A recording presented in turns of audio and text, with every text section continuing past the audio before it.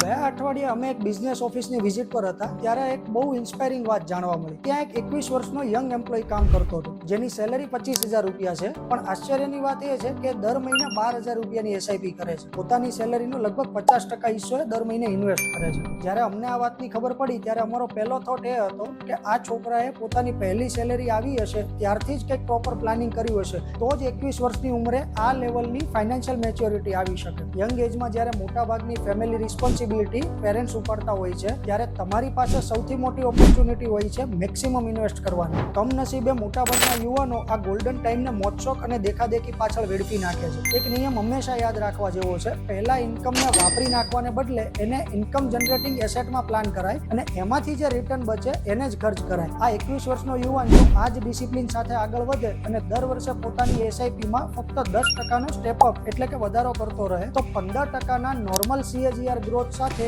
જ્યારે 60 વર્ષની ઉંમરે રિટાયરમેન્ટનું વિચારશે ત્યારે એની પાસે 60 કરોડ રૂપિયાથી વધુનું ફંડ તૈયાર હશે। આ છે નાની ઉંમરે શરૂઆત કરવાની અસલી તાકાત। અમારા 20 વર્ષના એક્સપિરિયન્સમાં અમે જોયું છે કે જે લોકો 20 થી 30 વર્ષની ઉંમરે આ રીતે શિસ્તબદ્ધ રોકાણ શરૂ કરે છે તેઓ લાઈફમાં ક્યારેય ફાઇનાન્શિયલ સ્ટ્રેસ નથી જોતા। ટાઈમ અને કમ્પાઉન્ડિંગ જ્યારે સાથે મળે છે ત્યારે એ સામાન્ય સેલરીને પણ એક બહુ મોટી વેલ્થ લેગેસીમાં કન્વર્ટ કરી દે છે। બરાબર આ જ લોંગ ટર્મ વિઝન અને ડિસિપ્લિન સાથે અમે અમારું મિશન 100 ચલાવી રહ્યા છીએ। અમારો પર્પઝ એવા 100 થી વધુ વિઝનરી ઇન્વેસ્ટર્સ સાથે મળીને એમના પોર્ટફોલિયોને 100 કરોડથી વધુ સુધી પહોંચાડવાનો છે, જેઓ શોર્ટકટમાં નહીં પણ પ્યોર પ્રોસેસમાં માને છે। જો તમે પણ આ જ મેચ્યોરિટી સાથે તમારી અથવા તમારા ચિલ્ડ્રનની ઇન્વેસ્ટમેન્ટ જર્ની પ્લાન કરવા માંગતા હો તો કમેન્ટ અથવા DM કરો। Let's connect and build your long term compounding legacy.